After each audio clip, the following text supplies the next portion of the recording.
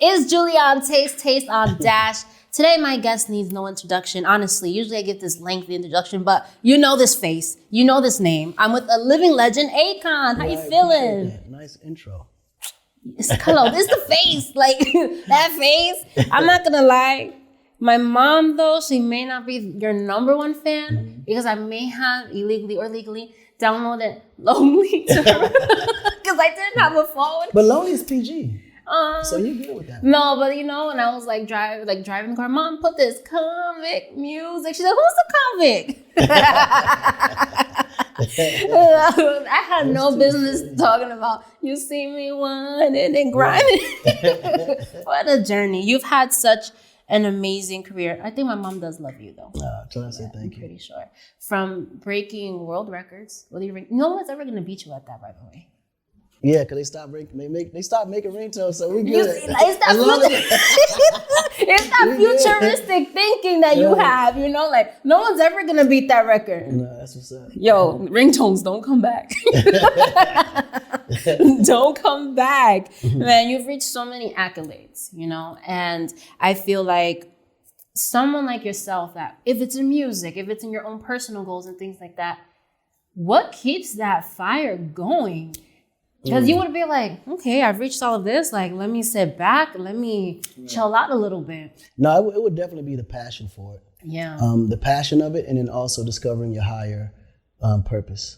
Yeah. You know, because oftentimes when people get to their max, I mean, at that point, they just retire and just enjoy life. Yeah. You know, but I was able to travel and then see all the challenges around the world that I felt that I can contribute to, make it better. And it kind of just fueled me to want to do more. You know what I'm saying? Yeah. I mean, I'm not at that point yet. I'm not at that point yet. Yeah, you get there. Because I heard you talking about 100K in a chain. I'm like, yeah, we could do that a little something.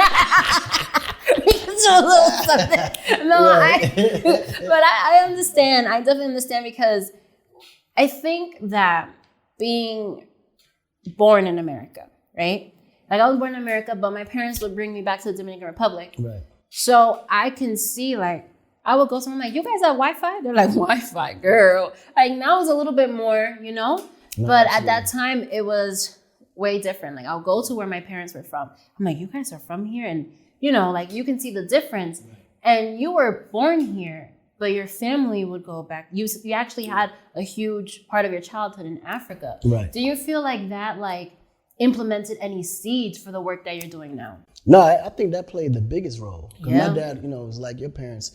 As soon as I was born in St. Louis, Missouri. Okay. And then they shipped us back to Africa. And then I came back to do middle school in St. Louis again. Wow. And then my dad got called into University of Miami, so we spent a little bit of time in Miami before going to Jersey. Wow. And in Jersey, we was just there. Like we didn't leave from there. But yeah, he always made sure that every summer, once I came to the States, every summer we would go back.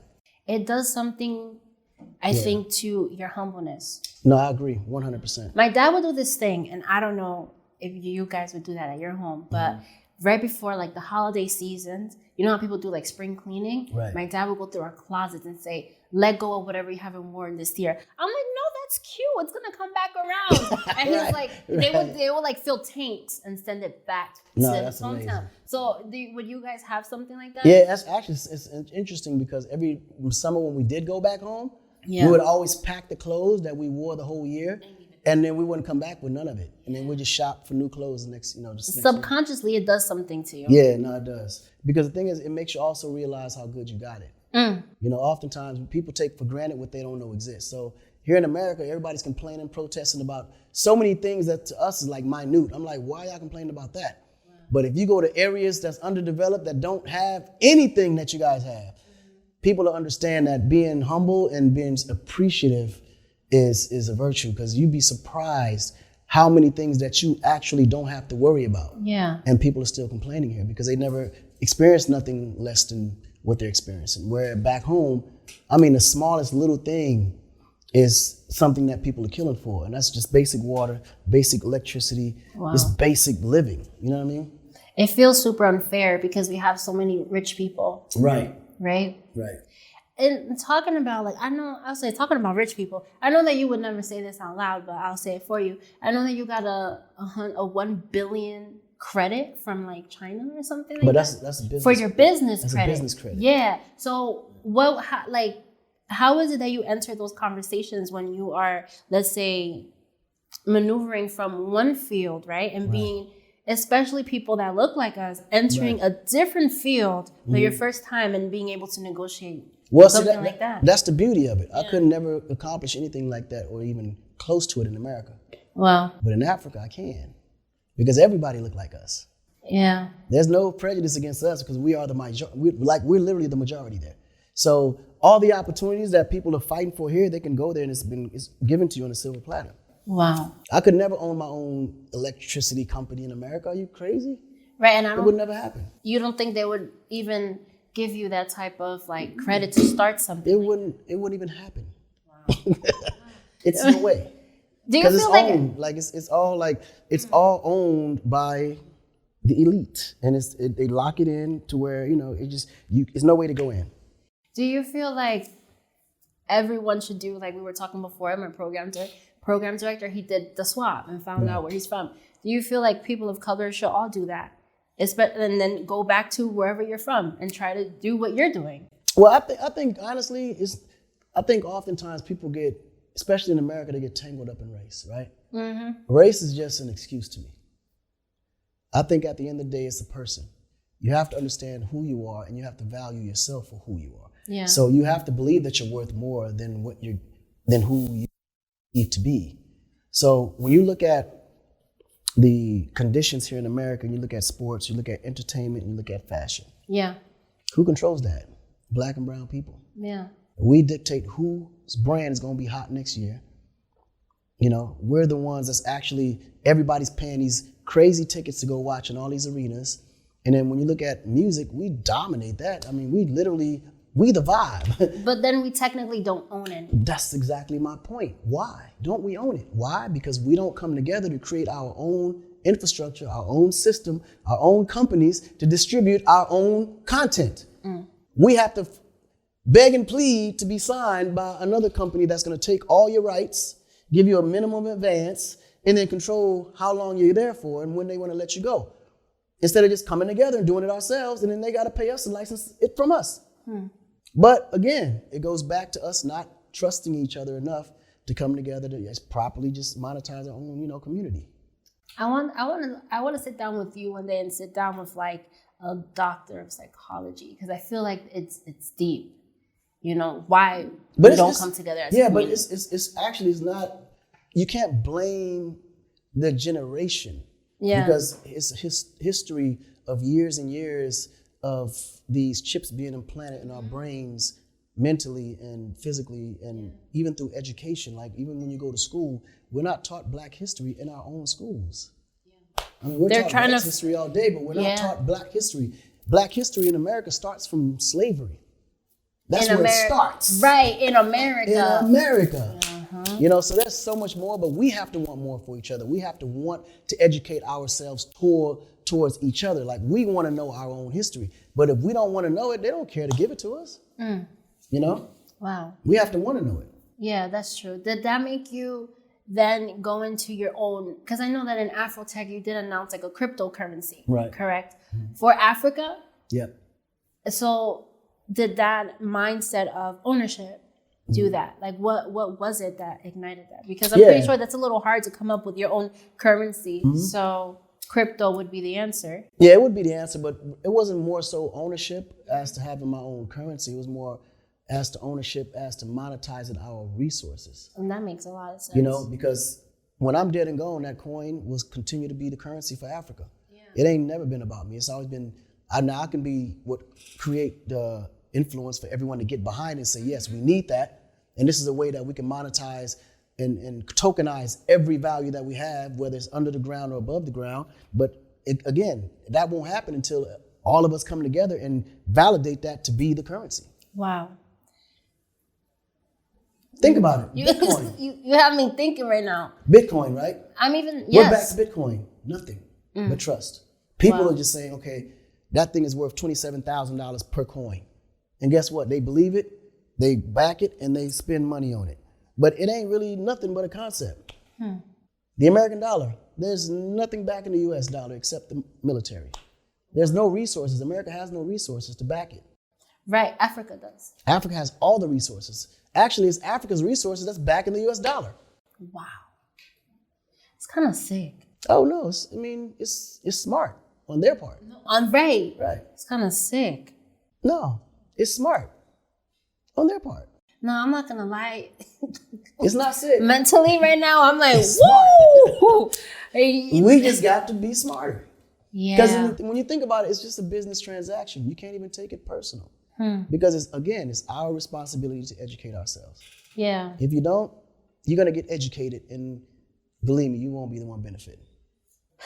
That was heavy. I could understand that though. And I think the more you, like you said, kind of like let go of the personal side to try to understand, because it's hard to read back into right and then not feel some type of way or feel like, oh my God, like then it comes like, wow, if we had the same resources, we would be so much. But we do have, it's our resources. Right. I'm talking about in America. We just don't benefit from it. We don't benefit from the resources. It's our resources. That's interesting. Because I did hear before that Africa means life. It is life. Yeah. The world wouldn't exist without it. I admire you so much because you are an innovator. You are a person that forward thinks, and we've seen it from your accolades, like with your energy company, because it's renewable energy, right? And building your own city too, also in music. And I think that you've changed a lot of the things in music as it pertains to like the norms, right? Because if you talk about a song like you had Play Hard with David Guetta, right? So you talk about that, and you talk about like having this monumental DJ and then having this A-list artist with them. People weren't doing those type of things at that time. Right. But now it's normal. It's the norm. Yeah. Yeah, that was the one thing that we were blessed to do, and that's only because we were always willing to get in front of things, that we always made, like everything that we created became industry standard. Right. Like when I stopped and thought about it, it was actually, who was that? It was somebody that brought it to my attention, and at the time I didn't even realize. He said, bro, did you realize that when you first came out, you were doing hip hop, but you were kind of singing. You were singing hip hop. You were like singing rap. Yeah. Now everybody's singing rap, and it's the industry norm. Then you jumped off of that and you start doing like 808 clap with auto-tune with T-Pain. Right. Now everybody's doing auto-tune, and that becomes the industry standard. Then, you sign David Guetta, and before then, DJs were just using, girls with pretty voices in the background. You never knew who they was. That's true. But then we were the first to put an A-list artist on a record of house music, and that became what EDM is today, which is now the industry standard. Then we go off to Nigeria and build this whole, young generation Afro-Beat style music, which was at the time just, trying to take Afro-Beat. Afro-Beats is crazy right now. And now it's blowing up the world and becoming industry standard. Wow. Afro-Beats is crazy right now. Yeah, so when I looked at it from that standpoint, I was like, wow, we did create a huge impact in the business. Major. Yeah. At that time, did you believe that was going to be like, is this risky?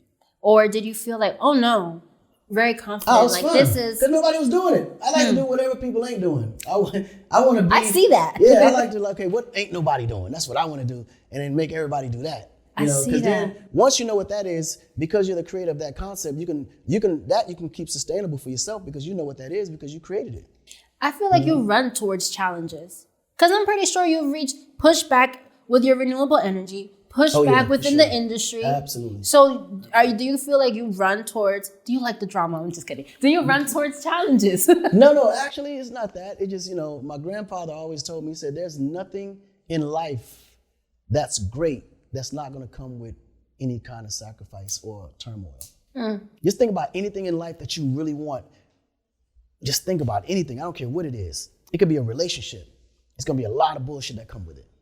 I don't want to anything that's good for you, that's great, or anything that's to make a huge impact in your life is gonna come with some kind of, turmoil. It's gonna come with some kind of struggle or some kind of fight to get to it, because that's how God rewards you. Wow. If you're meant to have something beautiful or great, He's gonna put you through the shits before you get there, because He needs you to appreciate that goal when you reach the end of the rainbow.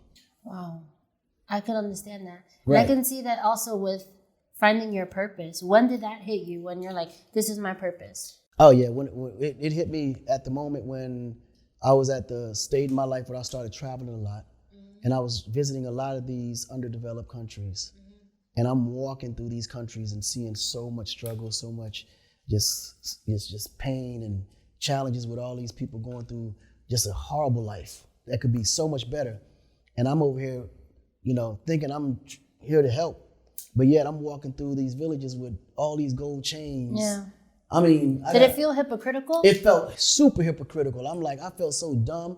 I wanted to tuck it all in and hide it. Because I'm like, man, these people are sitting there starving and I can really feed everybody with what I got around my neck. One chain, feed the village. Man, can feed the whole village. And I thought it was around that time when I just started, I started my charity. I cashed all my chains in, sold them out, put the money towards my charity, and I just started creating opportunities for people. Wow, I love that. Yeah. That's really, it's humble. I mean, right? At that point, it was like, or human. I wasn't losing anything. Is it humble or is it human? Right. I don't know. It's both. Yeah. I love that. You know what's interesting though?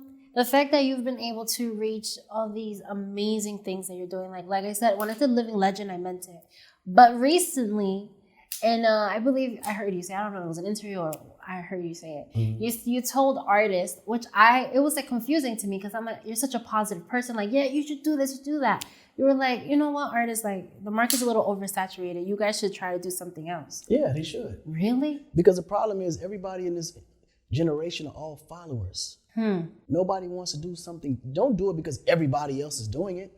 Because now you're running into a brick wall. How about you just walk around the wall? It's a lot easier, ain't it? Yeah. But everybody want to run through this one little hole. Like everybody running through this. Like the entertainment business is great. Yeah. But like everybody want to be the star. It's true. But what they don't know is the star works the hardest. The star is the last to get paid and the least to get paid. The star is the one that holds all the liability. Anything happens, that person's to blame for it. So all those lawsuits, he got to pay for that. Really? 1,000%. And more than anything, the star is the one that never, ever gets not only his privacy back, but don't ever get a chance to spend the time with his family in which he's working the hardest for. Wow. So it's all negatives being the star because you're not no longer you. And you're not longer for yourself. You're now belonging to the world. You belong to everybody. You understand what I'm saying? No, so there's no advantages in being the star. Outside of just being super popular and everywhere you go, people know you. And then, of course, doors open because of who you are. But that's the only advantage. So if you're not utilizing that in a way to help strengthen other people or make sure that your family is in a position of generational wealth constantly or putting that to be an influence to change the world or people that look up to you, then you're in the wrong field. Because that's fame. I think there's a huge difference between fame and money. Fame and wealth. Big difference. People now don't care much about the money. They want the fame. But then when they realize that fame is expensive, it costs that a fame, lot. Man, it costs to be the boss. Just because of who you are, people automatically assume you can afford it. And you're not only going to get charged more, but they're expecting you to pay. You go out to dinner and everybody's with y'all. Everybody gets up and walk away, get their valet ticket and move off. They're expecting you to pay the bill for the whole table. Damn, I'm not going to lie. I was thinking right now when you said that, if I was at dinner at Akon, would I say, thank you so much and walk away? It's true, right? It's natural. But I know that's the role. That's crazy. I get it. I'm sorry. No, but everybody go through it. I'm sorry. But what happens is people get there and then there's a reality check and realize, oh, shit, this is all that comes with it. I feel and that's what catches everybody off guard. Did that make you kind of officially retire? Do artists ever retire? Never. Never, you can say it all day, but that shit don't turn off because you say it. As soon as you walk down the street, they still gonna ask you for the autograph and ask for a picture. So that's why and you're like, but I retired. They be like, nigga, I don't care. I grew up and you nigga smile, nigga. Yo, you don't belong to yourself that's anymore. That's it. You belong to the world now. And you gotta realize that. So when I told them that, I'm telling them all that because that's information that they're not thinking about. I wasn't even thinking of that. Be the guy next to the star. Actually, that's where the money's at. And you still keep your privacy. And you get to spend time on vacation with your families. And you still can be who you are. And you can still benefit from being next to the star because you're known to be next to the star, so you can still get the same exact perks. And no one expects you to pay. Period. And if something goes wrong, guess what? You're not liable no more. Damn, man, I'll tell you how to do that. So there's areas where listen, you got marketers, you got promoters, you got the managers, you got the assistants, you got the agents. These are the guys that make all the monies. The artist is the one that make the least. And he's always the last to go to sleep and the first to have to wake up. So you putting yourself in a position where, do you really want this life? Like, really? Wow. Honestly, that you're saying all of that, I really want to go to every single artist I've interviewed. I'm sorry, man, go get some rest tonight. I'm sorry, man, go get like that. It sounds like a lot, and I know that it is a lot. Mm-hmm. I love, just because I'm sitting down with someone that I know has a whole bunch of stories before we close out. Right. I feel like Quincy Jones has so many stories from Michael Jackson, listen, right? That guy is amazing. Right. So Quincy, I need to hear at least one studio story. Amazing. Yeah. He told me so many amazing stories. I need to hear one of the stories from you, though. Man, listen, Quincy, my stories is him telling me stories. Because when I was around him, I was a sponge the whole day. From the moment I walked into his house, the moment I left, I'm listening. Wow. Like, that dude got so many jewels and his experience, and he was always pushing me to jazz, though. But I hate jazz. I don't like jazz because I grew up to jazz. My dad was a jazz musician, and I used to go to rehearsal with him all the time and be around him with all these jazz bands. As a kid, I don't want to hear no jazz. Mm. But because I was surrounded by jazz all the time, when I grew up now, I didn't want to be around no jazz. But Quincy is a jazz, like he believes that jazz is the beginning and the end of anything music related, which he's right from a standpoint of creating, notes and, chords and all the scientific things that come with music. Jazz is the key. He's 100% correct. I just don't really like jazz. So I would tune out when he talked about jazz. But everything else, that's my guy. I love how you didn't share a story, but that's fine. That means there's some wild ones in the bank. Well, okay. In all due respect. Yes. His generation was different from ours. But do you have any studio stories of yourself? Yes. But they're all they're not really that exciting. The ones that I'm willing to release. Oh, okay. I think by the second interview, you may feel a little, are very exciting, but they're not yet. Maybe later. Maybe later. Yeah. So that means there's a part 2 to this interview. There's a part 2 to this interview. When the roller coaster comes back around, when I'm too big to fail, then I can tell you all those stories. Oh, I'm so excited. I'm so excited. But for that one, we need some rum, some tequila, something like that. I'm so excited for that one. I love that you're creating again. I was listening to Enjoy That. I feel like that's the energy that you're in right now. Right. And, you're giving back.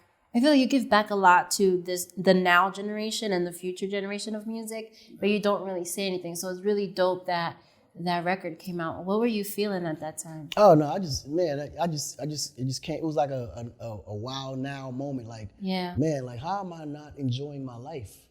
Like how am I in a position where people dream and kill to be in, and I'm not taking full advantage of it and enjoying it? Yeah. So that was one of them. It was like how, like I don't understand. Like how can I ever have a life like mine? Don't take the time to enjoy it. Wow, it's true. Right. Never gonna be this young and this fine again, Akon. You know what I'm saying? Yeah. You know what I'm saying? Well, where can people keep up with you? Thank you so much for your time. Absolutely. Just log on to @Akon. All the socials is @Akon.